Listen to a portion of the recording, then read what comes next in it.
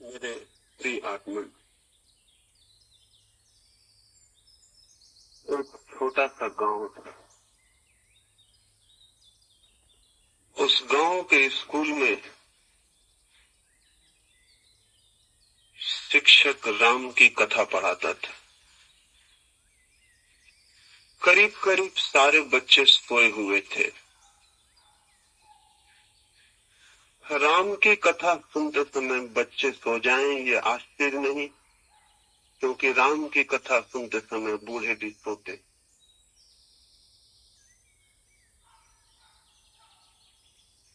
इतनी बार सुनी जा चुकी है जो बात, उसे जाग कर सुनने का कोई अर्थ भी नहीं रह जाता। बच्चे सोए थे और शिक्षक भी पढ़ा रहा था, लेकिन कोई भी उसे देखता तो कह सकता था वो भी सोया हुआ पढ़ाता है।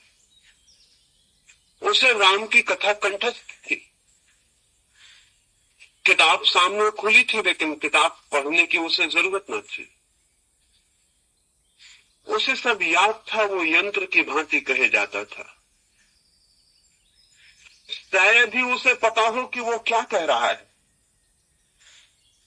तोतों को पता नहीं होता कि वो क्या कह रहे हैं। जिन्होंने शब्दों को कंठस्थ कर लिया है उन्हें भी पता नहीं होता कि वे क्या कह रहे हैं। और तभी अचानक एक सनसनी दौड़ गई कक्षा में। अचानक ही स्कूल का निरीक्षक आ गया था। वो कमरे के भीतर गया, बच्चे सजग होकर बैठ गए, शिक्षक भी सजग होकर पढ़ाने लगा। उस निरीक्षक ने कहा कि मैं कुछ प्रश्न पूछना चाहूंगा, और चूंकि राम की कथा पढ़ाई जाती है इसलिए राम से संबंधित ही कोई प्रश्न पूछूं। उसने बच्चों से एक सीधी सी बात पूछी। उसने पूछा कि शिव का धनुष किसने तोड़ा था। उसने सोचा कि बच्चों को तोड़फोड़ की बात बहुत याद रह जाती है, उन्हें जरूर याद होगा कि किसने शिव का धनुष तोड़ा। लेकिन इसके पहले कि कोई बोले, एक बच्चे ने हाथ हिलाया और खड़े होकर कहा कि क्षमा करिए, मुझे पता नहीं कि किसने तोड़ा था। एक बात निश्चित है कि मैं 15 दिन से छुट्टी पर था, मैंने नहीं तोड़ा है। और इसके पहले कि मेरा कोई इल्जाम लग जाए, मैं पहले ही साफ कर देना चाहता हूं कि धनुष का मुझे कोई पता ही नहीं। क्योंकि जब भी इस स्कूल में कोई चीज टूटती है तो सबसे पहले मेरे ऊपर दोषारोपण आता है, इसलिए मैं निवेदन किए देता हूं। निरीक्षक तो हैरान रह गया। उसने सोचा भी ना था कि कोई ये उत्तर देगा। उसने शिक्षक की तरफ देखा। शिक्षक अपना बेंत निकाल रहा था और उसने कहा कि जरूर इसी बदमाश ने तोड़ा होगा, इसकी हमेशा की आदत है। और अगर तूने नहीं तोड़ा था तो तूने खड़े होकर क्यों कहा कि मैंने नहीं तोड़ा। और उसने इंस्पेक्टर से कहा, आप इसकी बातों में मत आए, ये लड़का शरारती, और स्कूल में 100 चीजें टूटे तो 99 में यही तोड़ता है। तब तो वो निरीक्षक और हैरान हो गया। फिर उसने कुछ भी वहां कहना उचित ना समझा। वो सीधा प्रधान अध्यापक के पास जाकर उसने कहा कि ये घटना घटी। राम की कथा पढ़ाई जाती थी जिस कक्षा में, उसमें मैंने पूछा कि शिव का धनुष किसने तोड़ा था। तो एक बच्चे ने कहा कि मैंने नहीं तोड़ा, मैं 15 दिन से छुट्टी पर था। यहां तक भी गनीमत थी। लेकिन शिक्षक ने यह कहा कि जरूर इसने तोड़ा होगा, जब भी कोई चीज टूटती तो यही जिम्मेवार होगा। इसके संबंध में क्या किया जाए। उस प्रधान अध्यापक ने कहा, इस संबंध में एक ही बात की जा सकती है कि अब बात को आगे न बढ़ाया जाए, क्योंकि लड़कों से कुछ भी कहना खतरा मोल लेना है। किसी भी छोड़ हड़ताल हो सकती है, अनशन हो सकता है, जिसने भी तोड़ा हो तोड़ा होगा। आप कृपा करें और बात बंद करें।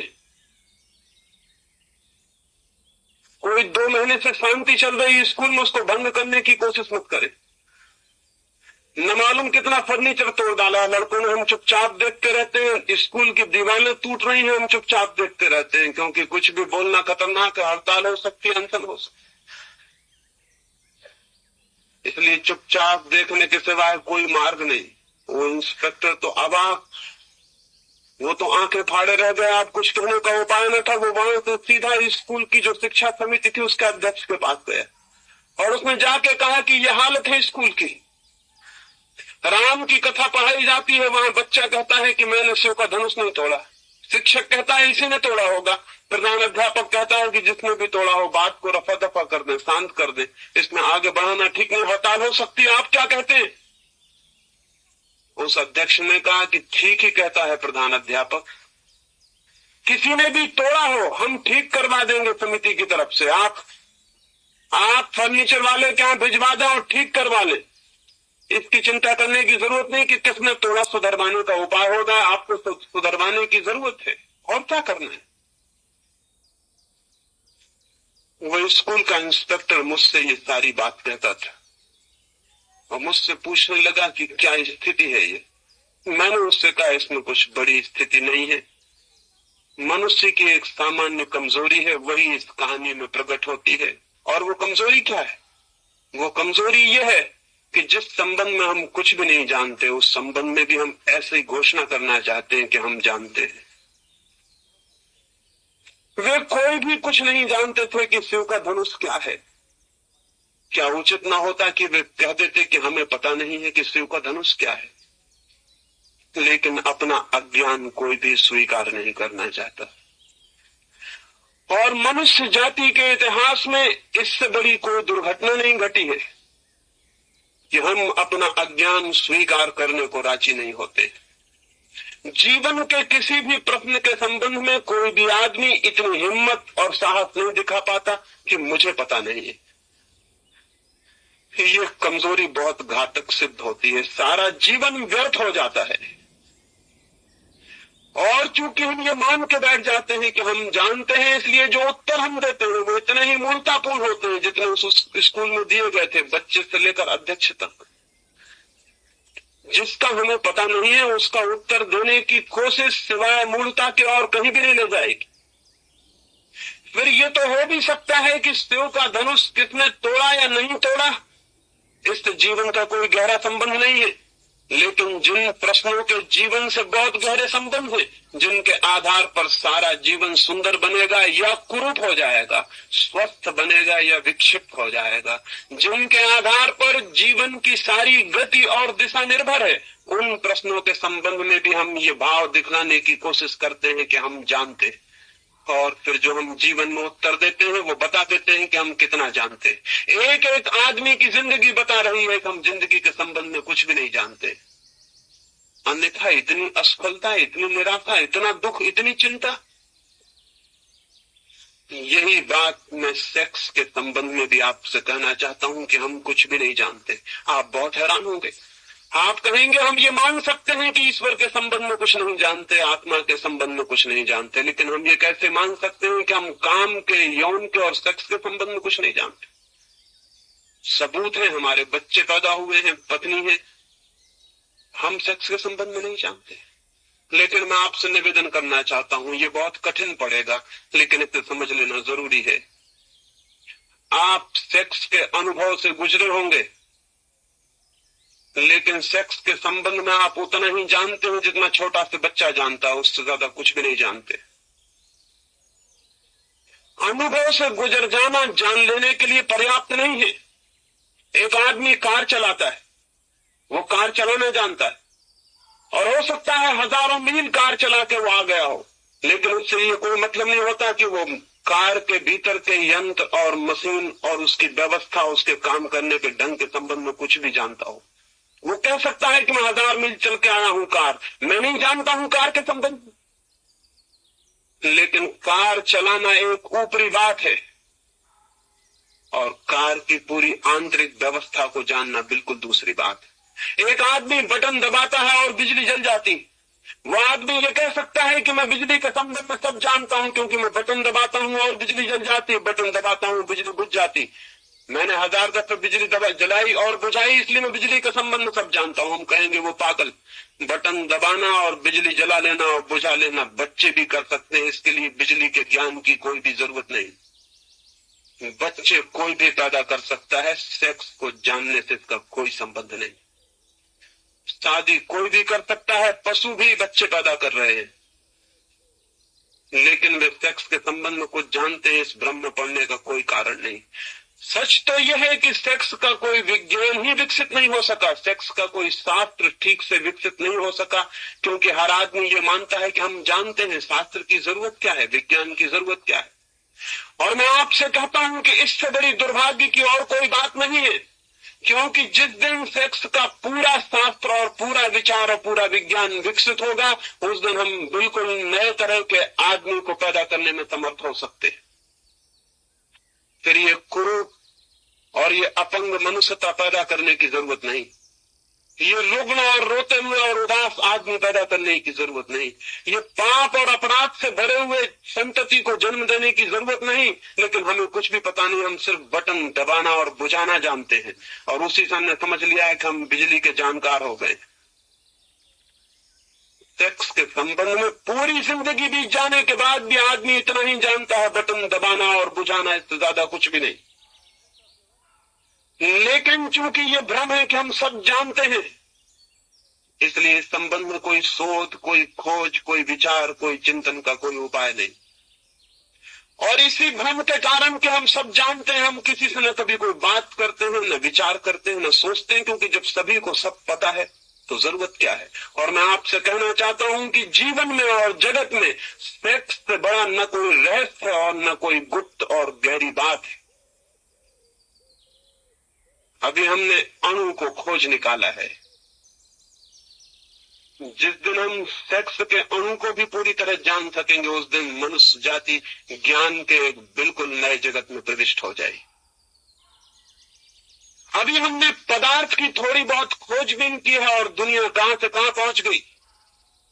जिस दिन हम चेतना के जन्म की प्रक्रिया और कीमिया को समझ लेंगे, उस दिन हम मनुष्य को कहां से कहां पहुंचा देंगे, इसको आज कहना कठिन है। लेकिन एक बात निश्चित कही जा सकती है कि काम की शक्ति और काम की प्रक्रिया जीवन और जगत में सर्वाधिक रहस्यपूर्ण, सर्वाधिक गहरी, सबसे ज्यादा मूल्यवान बात है, और उसके संबंध में हम बिल्कुल चुप है।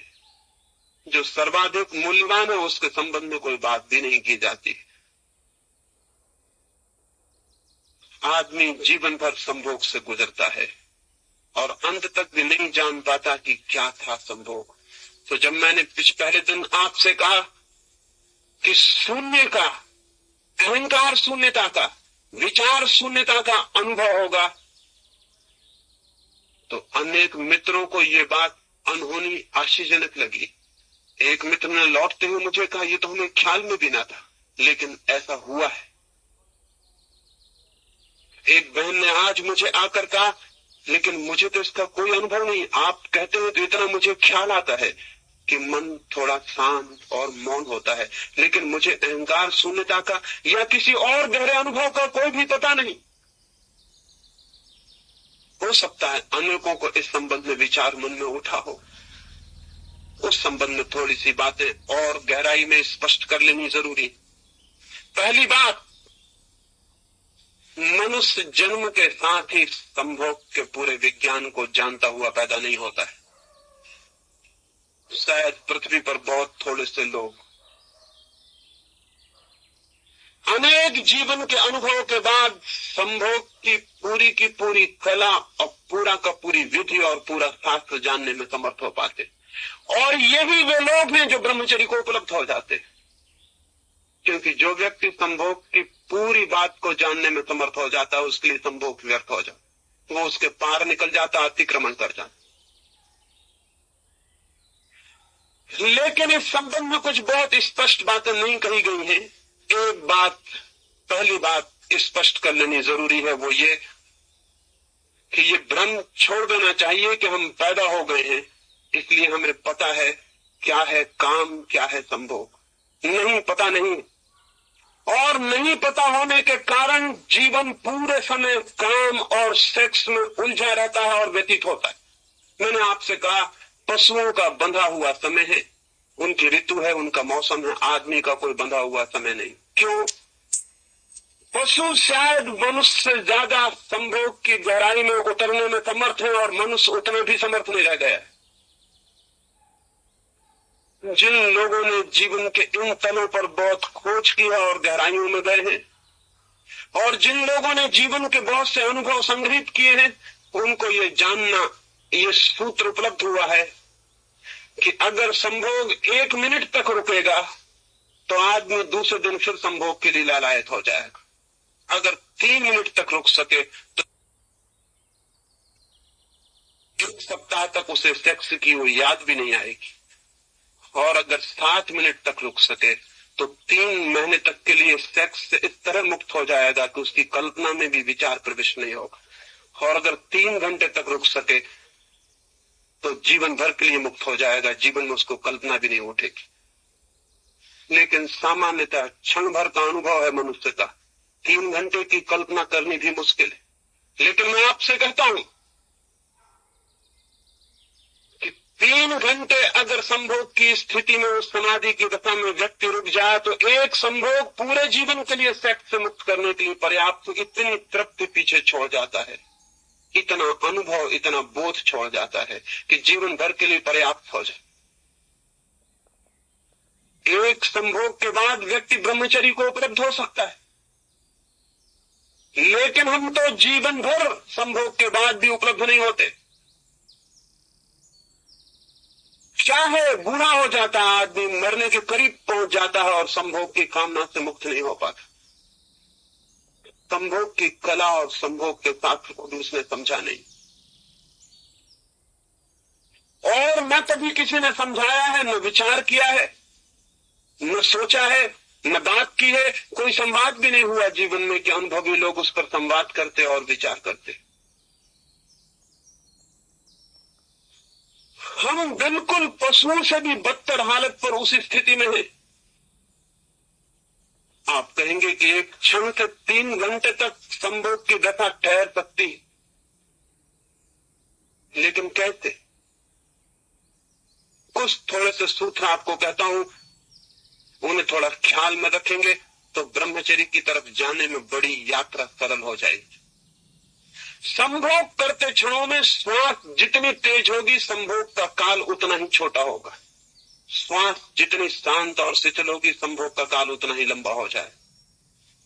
अगर श्वास को बिल्कुल शिथिल रहने का थोड़ा सा अभ्यास किया जाए तो संभोग के क्षणों को कितना ही लंबा किया जा सकता है, और संभोग के क्षण जितने लंबे होंगे उतने ही संभोग के भीतर से समाधि का जो सूत्र मैंने आपसे कहा है, निरअहंकार भाव, इगोलेसनेस और टाइमलेसनेस का अनुभव शुरू हो जाए। श्वास अत्यंत शिथिल होनी चाहिए। श्वास के शिथिल होते ही संभोग की गहराई, अर्थ और नए उद्घाटन शुरू हो जाएंगे। और दूसरी बात, संभोग के क्षण में ध्यान दोनों आंखों के बीच, जहां योग आज्ञा चक्र को बताता है, वहां अगर ध्यान हो तो संभोग की सीमा और समय 3 घंटों तक बढ़ाया जा सकता है, और एक संभोग व्यक्ति को सदा के लिए ब्रह्मचर्य में प्रतिष्ठित कर देगा। न केवल इस जन्म के लिए बल्कि अगले जन्म के लिए भी।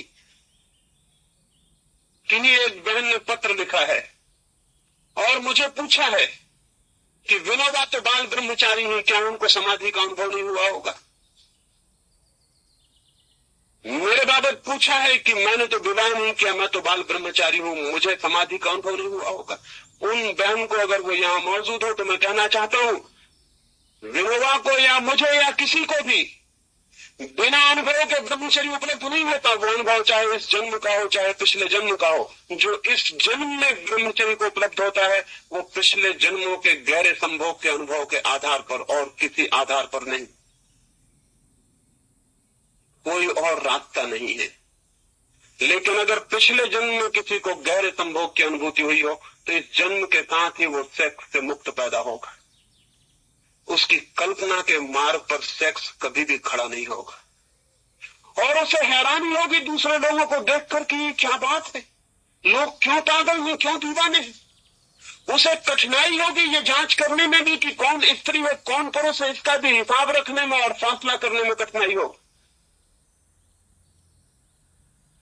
लेकिन कोई अगर सोचता हो कि बिना गहरे अनुभव के कोई बाल ब्रह्मचारी हो सकता है तो बाल ब्रह्मचारी नहीं होगा, सिर्फ पागल हो जाएगा।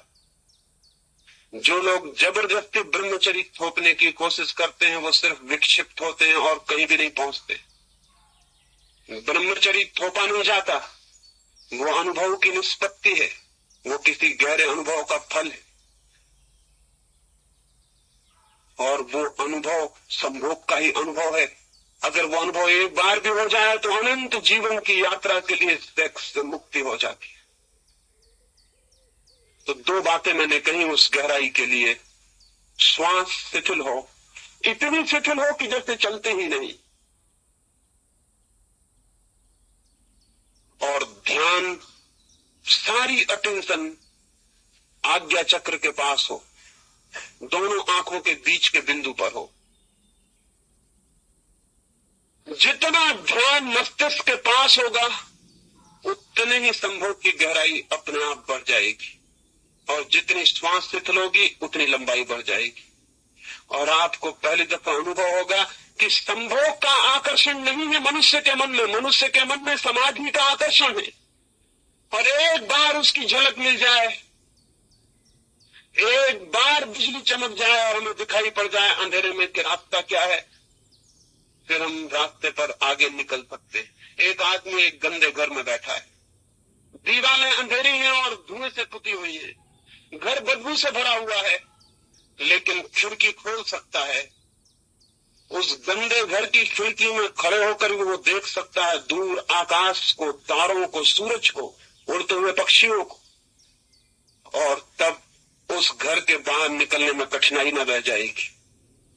जिसे एक बार दिखाई पड़ गया कि बाहर निर्मल आकाश, सूरज, चांद है, तारे हैं, उड़ते हुए पक्षी हैं, हवाओं में झूमते हुए वृक्ष और फूलों की सुगंध है, मुक्ति है बाहर, वो फिर अंधेरी और धुएं से भरी हुई और सीलन और बदबू से भरी हुई कोठरियों में बैठने को राजी नहीं होगा, वो बाहर निकल जाएगा। जिस दिन आदमी को संभोग के भीतर समाधि का पहली थोड़ी सी भी अनुभूति होती है, उसी दिन सेक्स का गंदा मकान, सेक्स की दीवारें अंधेरे से भरी हुई व्यर्थ हो जाती हैं और आदमी बाहर निकल आता है। लेकिन ये जानना जरूरी है कि साधारणतः हम उस मकान के भीतर पैदा होते हैं जिसकी दीवारें बंद है, जो अंधेरे से पुती हैं, जहां बदबू है, जहां दुर्गंध है। और इस मकान के भीतर ही पहली दफा मकान के बाहर का अनुभव करना जरूरी है, तभी हम बाहर जा सकते हैं और इस मकान को छोड़ सकते हैं। जिस आदमी ने खिड़की नहीं खोली उस मकान की और उसी मकान के कोने में आंख बंद करके बैठ गया है कि मैं इस गंदे मकान को नहीं देखूंगा, वो चाहे देखे और चाहे न देखे, वो गंदे मकान के भीतर ही है और भीतर ही रहेगा। जिनको आप ब्रह्मचारी कहते हैं, तथाकथित जबरदस्ती थोपे हुए ब्रह्मचारी, वो सेक्स के मकान के भीतर उतने ही है जितना कि कोई भी साधारण आदमी। आंख बंद किए बैठे, आप आंख खोले बैठे, इतना ही फर्क है। जो आप आंख खोल के कर रहे हैं वो आंख बंद करके भीतर कर रहे हैं, जो आप शरीर से कर रहे हैं वो मन से कर रहे हैं, और कोई भी फर्क नहीं। इसलिए मैं कहता हूं कि संभोग के प्रति दुर्भाव छोड़ दें, समझने की चेष्टा, प्रयोग करने की चेष्टा, और संभोग को एक पवित्रता की स्थिति दें। मैंने 2 सूत्र कहे, तीसरी एक भाव दशा चाहिए। संभोग के पास जाते समय वैसी भाव दशा जैसे कोई मंदिर के पास जाता है, क्योंकि संभोग के क्षण में हम परमात्मा के निकटतम होते हैं। इसीलिए तो संभोग में परमात्मा सृजन का काम करता है और नए जीवन को जन्म देता है। हम क्रिएटर के निकटतम होते हैं, संभोग की अनुभूति में हम सृष्टा के निकटतम होते हैं। इसलिए तो हम मार्ग बन जाते हैं और एक नया जीवन हमसे उतरता है और गतिमान हो जाता है। हम जन्मदाता बन जाते हैं। क्यों? सृष्टा के निकटतम है वो स्थिति। अगर हम पवित्रता से, प्रार्थना से सेक्स के पास जाएं तो हम परमात्मा की झलक को अनुभव कर सकते हैं। लेकिन हम तो सेक्स के पास एक घृणा, एक दुर्भाव, एक कंडेमनेशन के साथ जाते हैं। इसलिए एक दीवार खड़ी हो जाती है और परमात्मा का वहां कोई अनुभव नहीं हो पाता। सेक्स के पास ऐसे जाने जैसे मंदिर के पास। पत्नी को ऐसा समझें जैसे कि वो प्रभु है, पति को ऐसा समझें जैसे कि वो परमात्मा है। और गंदगी में, क्रोध में, कठोरता में, द्वेष में, ईर्ष्या में, जलन में, चिंता के क्षणों में कभी भी सेक्स के पास न जाएं। होता उल्टा है। जितना आदमी चिंतित होता है, जितना परेशान होता है, जितना क्रोध से भरा होता है, जितना घबराया होता है, जितना एंग्विश में होता है, उतना ही ज्यादा वो सेक्स के पास जाता है। आनंदित आदमी सेक्स के पास नहीं जाता, दुखी आदमी सेक्स की तरफ जाता है, क्योंकि दुख को भुलाने के लिए उसको एक मौका दिखाई पड़ता है। लेकिन स्मरण रखें कि जब आप दुख में जाएंगे, चिंता में जाएंगे, उदास, हारे हुए, क्रोध में लड़े हुए जाएंगे, तब आप कभी भी सेक्स की उस गहरी अनुभूति को उपलब्ध नहीं कर पाएंगे जिसकी कि प्राणों में प्यास है। वो समाधि की झलक वहां नहीं मिलेगी। लेकिन यही उल्टा होता है। मेरी प्रार्थना है जब आनंद में हो, जब प्रेम में हो, जब प्रफुल्लित हो और जब प्राण प्रेयरफुल हो, जब ऐसा मालूम पड़े कि आज हृदय शांति से और आनंद से, कृतज्ञता से भरा हुआ है, तभी क्षण है संभोग के निकट जाने का। और वैसा व्यक्ति संभोग में समाधि को उपलब्ध होता है। और एक बार भी समाधि की एक किरण मिल जाए तो संभोग से सदा के लिए मुक्त हो जाता है और समाधि में गतिमान हो जाता है। स्त्री और पुरुष का मिलन एक बहुत गहरा अर्थ रखता है। स्त्री और पुरुष के मिलन में पहली बार अहंकार टूटता है और हम किसी से मिलते। मां के पेट से बच्चा निकलता है और दिन रात उसके प्राणों में एक ही बात लगी रहती है, जैसे कि हमने किसी वृक्ष को उखाड़ लिया जमीन से, तो उस पूरे वृक्ष के प्राण तड़पते हैं कि जमीन से कैसे वापस जुड़ जाए, क्योंकि जमीन से जुड़ा हुआ होकर ही उसे प्राण मिलता था, रस मिलता था, जीवन मिलता था, वाइटलिटी मिलती थी। जमीन से उखड़ गया तो उसकी सारी जड़ें चिल्लाएंगी कि मुझे जमीन में वापस भेज दो। उसका सारा प्राण चिल्लाएगा कि मुझे जमीन में वापस भेज दो। वो उखड़ गया, टूट गया, अपरूटेड हो गया। आदमी जैसे ही मां के पेट से बाहर निकलता अपरूटेड हो जाता है। वो सारे जीवन और जगत से एक अर्थ में टूट गया, अलग हो गया। अब उसकी सारी पुकार और सारे प्राणों की आकांक्षा जगत और जीवन और अस्तित्व से, एग्जिस्टेंस से वापस जुड़ जाने की है। उसी पुकार का नाम प्रेम की प्यास है। प्रेम का और अर्थ क्या है? हर आदमी चाह रहा है कि मैं प्रेम पाऊं और प्रेम करूं। प्रेम का मतलब क्या है? प्रेम का मतलब है कि मैं टूट गया हूं, आइसोलेट हो गया हूं, अलग हो गया हूं, मैं वापस जुड़ जाऊं जीवन से। लेकिन इस जुड़ने का गहरे से गहरा अनुभव मनुष्य को सेक्स के अनुभव में होता है, स्त्री और पुरुष को होता है। वो पहला अनुभव है जुड़ जाने का। और जो व्यक्ति जुड़ जाने के अनुभव को प्रेम की प्यास, जुड़ने की आकांक्षा के अर्थ में समझेगा, वो आदमी एक दूसरे अनुभव को भी शीघ्र उपलब्ध हो सकता है। योगी भी जुड़ता है, साधु भी जुड़ता है, संत भी जुड़ता है, समाधिस्थ व्यक्ति भी जुड़ता है, संभोगी व्यक्ति भी जुड़ता है। संभोग करने में दो व्यक्ति जुड़ते हैं, एक व्यक्ति दूसरे व्यक्ति से जुड़ता है और एक हो जाता है। समाधि में एक व्यक्ति समष्टि से जुड़ता है और एक हो जाता है। संभोग दो व्यक्तियों के बीच मिलन है, समाधि एक व्यक्ति और अनंत के बीच मिलन है। स्वभावतः दो व्यक्तियों का मिलन क्षण भर को हो सकता है। एक व्यक्ति और अनंत का मिलन अनंत के लिए हो सकता है। दोनों व्यक्ति सीमित हैं, उनका मिलन असीम नहीं हो सकता। यही पीड़ा है, यही कष्ट है सारे दाम्पत्य का, सारे प्रेम का, कि जिससे हम जुड़ना चाहते हैं उससे भी सदा के लिए नहीं जुड़ पाते। क्षण भर को जुड़ते हैं और फिर फासले हो जाते हैं। फासले पीड़ा देते हैं, फासले कष्ट देते हैं, और निरंतर दो प्रेमी इसी पीड़ा में परेशान रहते हैं कि फासला क्यों है। और हर चीज फिर धीरे धीरे ऐसी मालूम पड़ने लगती है कि दूसरा फासला बना रहा है, इसलिए दूसरे पर क्रोध पैदा होना शुरू हो जाता है।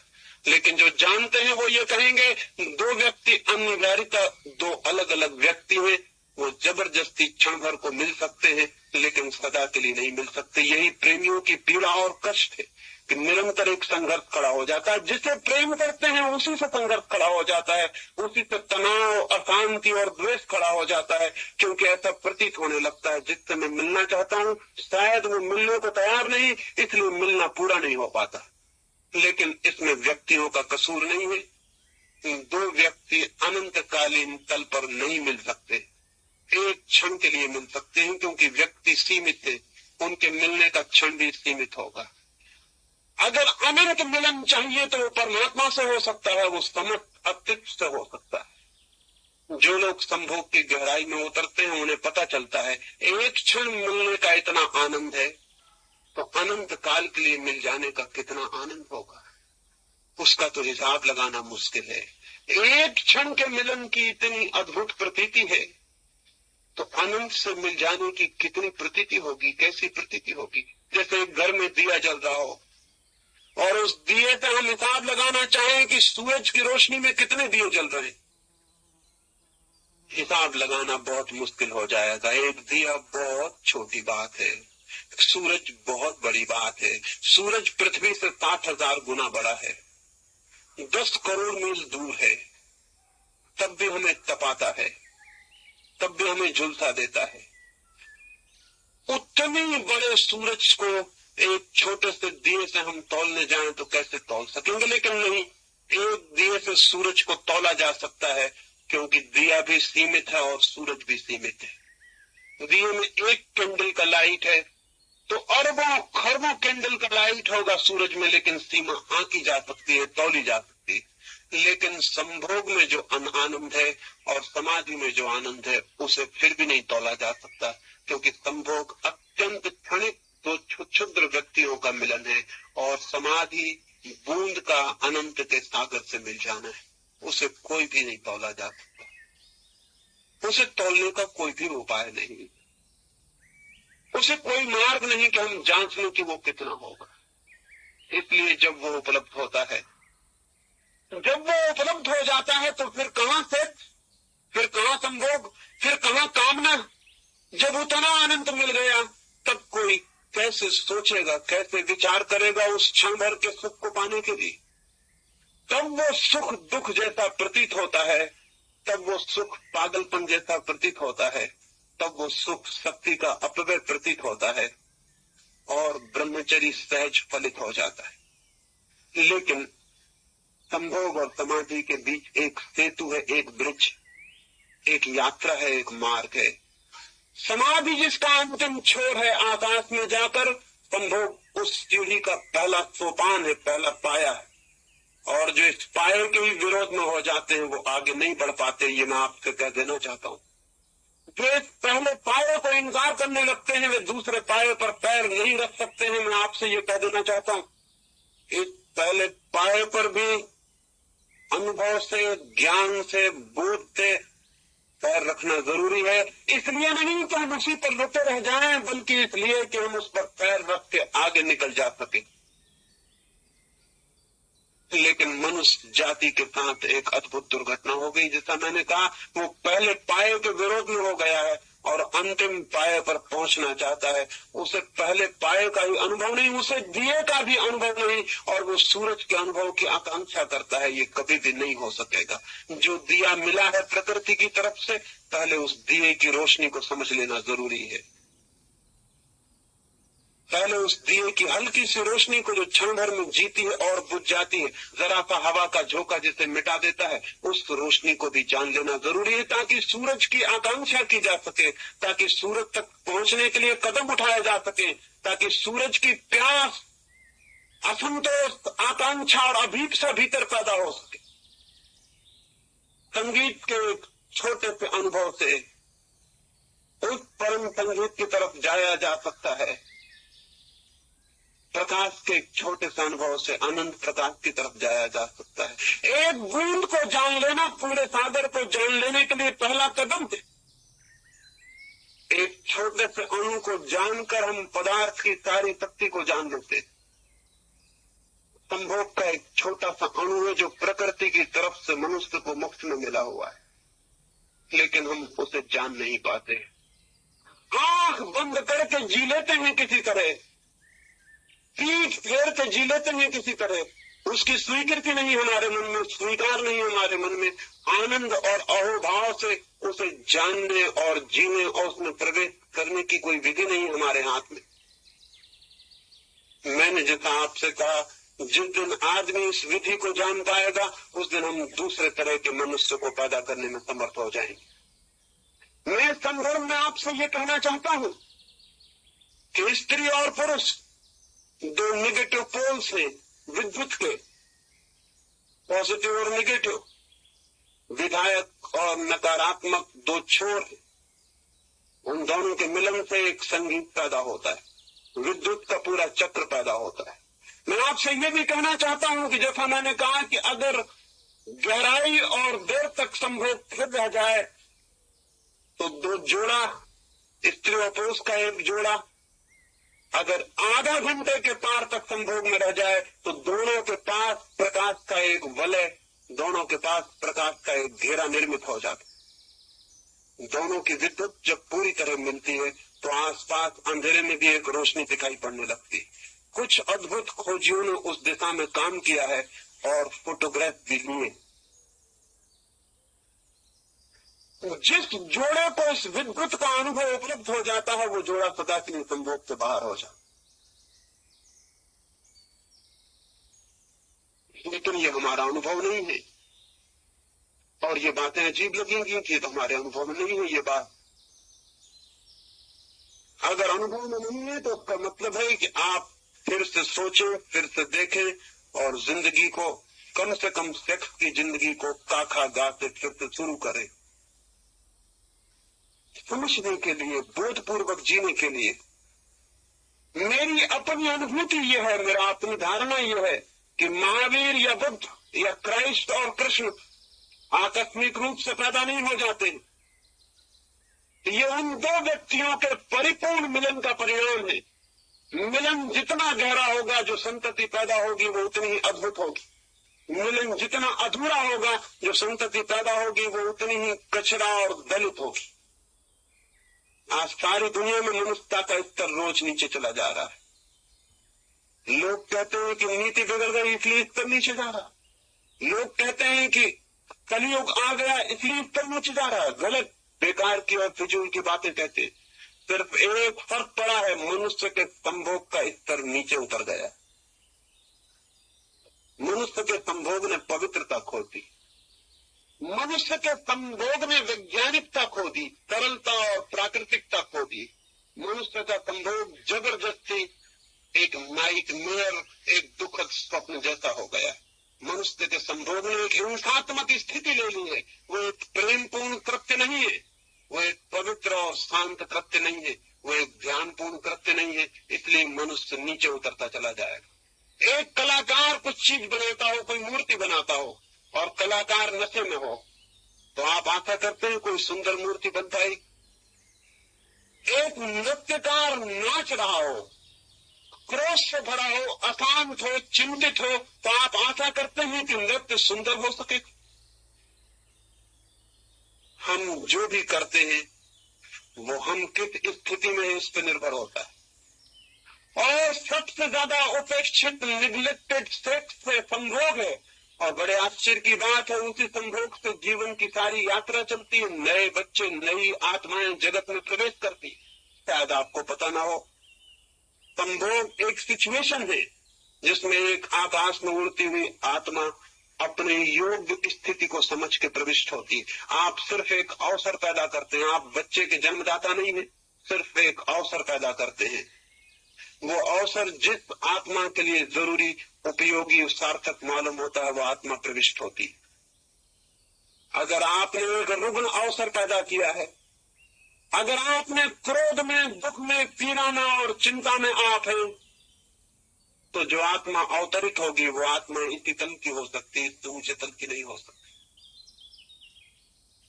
श्रेष्ठ आत्माओं के पुकार के लिए श्रेष्ठ संभोग का अवसर और सुविधा चाहिए, तो श्रेष्ठ आत्माएं जन्मती हैं और जीवन ऊपर उठता है।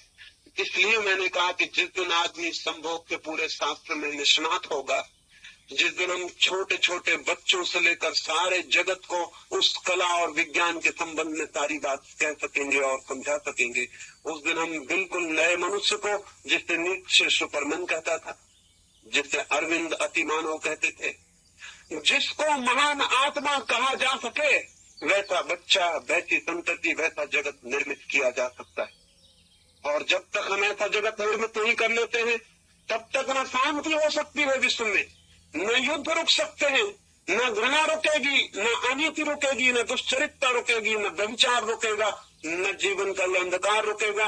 लाख राजनीतिक चिल्लाते रहे, मत फिक्र करें, 5 मिनट के पानी गिरने से कोई फर्क नहीं पड़ेगा। बंद कर ले छाते, क्योंकि दूसरे लोगों के पास छाते नहीं है। ये बहुत अधार्मिक होगा कि कुछ लोग छाता खोल ले, उसे बंद कर ले। सबके पास छाते होते तो ठीक था, और लोगों के पास नहीं, और आप खोल के बैठेंगे तो कैसा बेहुदा होगा, कैसा असंस्कृत होगा। उसको बंद कर ले। मैं जरूर, मेरे ऊपर छप्पर है, तो जितनी देर आप पानी में बैठे रहेंगे, मीटिंग के बाद उतनी देर में पानी में खड़ा हो जाऊंगा।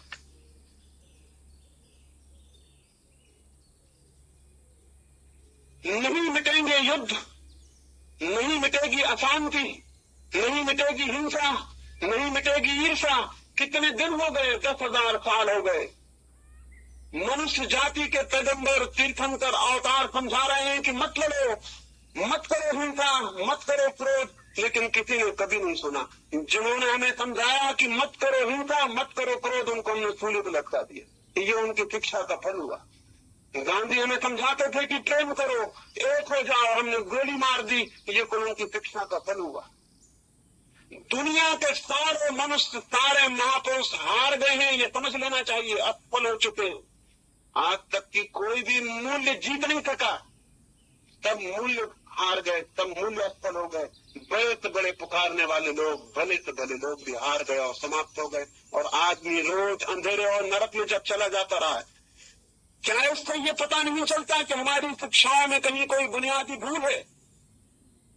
अशांत आदमी इसलिए अशांत है कि वो अशांति में जन्मता है, उसके पास अशांति के कीटाणु है, उसके प्राणों की गहराई में अशांति का रोग है। जन्म के पहले दिन वो अशांति को, दुख और पीड़ा को लेकर पैदा हुआ। जन्म के पहले क्षण में ही उसके जीवन का सारा स्वरूप निर्मित हो गया।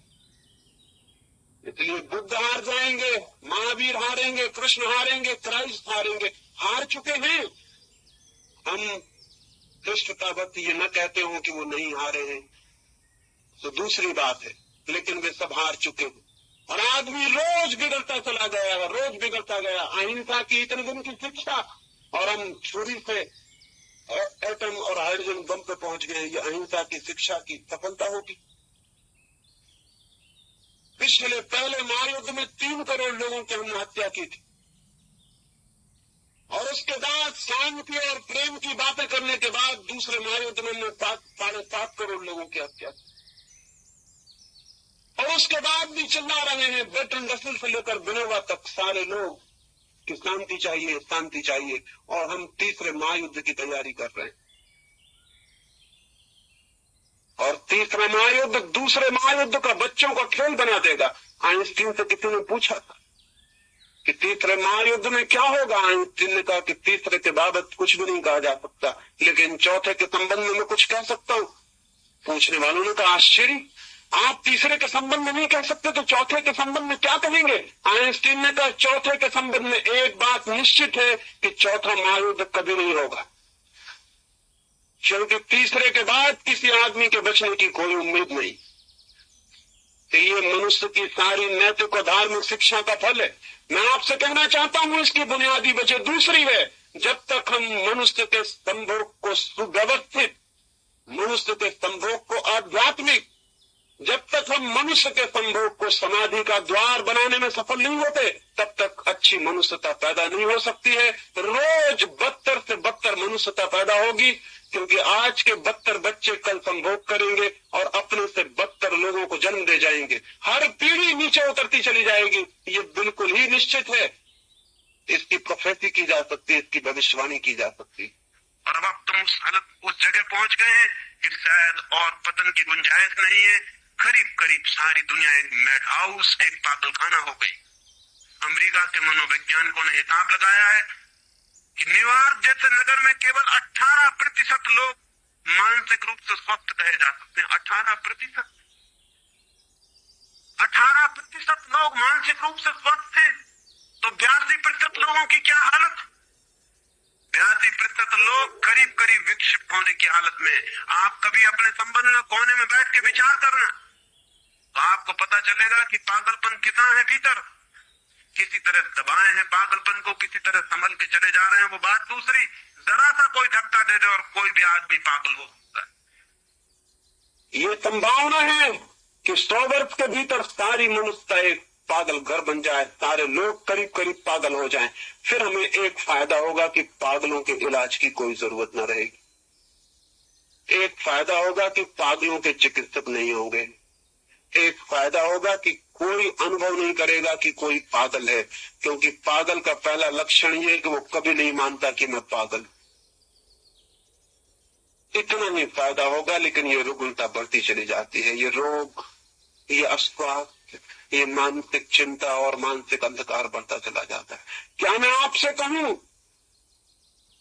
कि सेक्स को स्पिरिचुअलाइज किए बिना, संभोग को आध्यात्मिक बनाए बिना कोई नई मनुष्यता पैदा नहीं हो सकती। इन 3 दिनों में यही थोड़ी सी बातें मैंने आपसे कही। निश्चित ही एक नए मनुष्य को जन्म देना है। मनुष्य के प्राण आतुर हैं ऊंचाइयों को छूने के लिए, आकाश में उड़ जाने के लिए, चांद तारों जैसे रोशन होने के लिए, फूलों जैसे खिल जाने के लिए, नृत्य के लिए, संगीत के लिए। आदमी की आत्मा रोती है और प्यासी है, और आदमी कोनों के बैल की तरह एक चक्कर में घूमता है और उसी में समाप्त हो जाता है, चक्कर के बाहर नहीं उठ पाता है।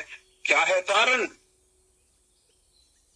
कारण एक ही है, मनुष्य की जनन की प्रक्रिया बेहूदी है, एब्सर्ड है। मनुष्य के पैदा होने की विधि पागलपन से भरी हुई है। मनुष्य के संभोग को हम द्वार नहीं बना सके समाधि का, इसलिए मनुष्य का संभोग समाधि का द्वार बन सकता है। इन 3 दिनों में इसी छोटे से मंत्र पर मैंने सारी बातें कही, और अंत में एक बात दोहरा दूं और आज की चर्चा मैं पूरी करूं। मैं ये कह देना चाहता हूं कि जीवन के सत्यों से आंखें चुराने वाले लोग मनुष्य के शत्रु हैं।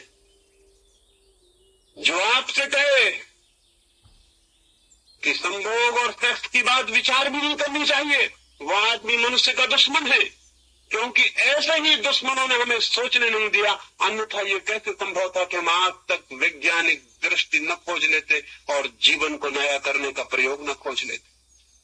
जो आपसे कहे कि सेक्स का धर्म से कोई संबंध नहीं है, वो आदमी 100% गलत बात कहता है, क्योंकि सेक्स की ऊर्जा ही परिवर्तित और रूपांतरित होकर धर्म के जगत में प्रवेश पाती।